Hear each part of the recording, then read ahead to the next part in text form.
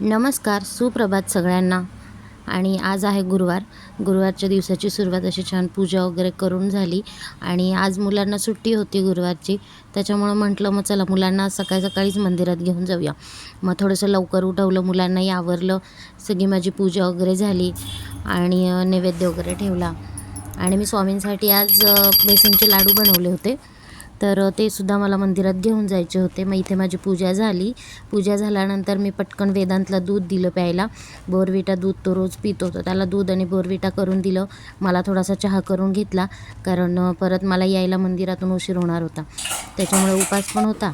म्हटलं चहा घेऊनच जाऊया. मग चहा केला, चहा घेतला आणि मग आम्ही प्रसादाचा डबा भरून घेतला. अगोदर मी दर गुरुवारी बऱ्यापैकी जेवढे जमतात तेवढे मी लाडू बेसनचे घेऊन जाते मंदिरात आणि तिथे प्रसाद म्हणून वाटत असते. तर हे असे मी लाडू घेतले होते डब्यामध्ये. कधी 21 असतात, कधी 11 असतात, जसे मला जमतात तसे मी घेते. नंतर आम्ही आलो इथं मठामध्ये.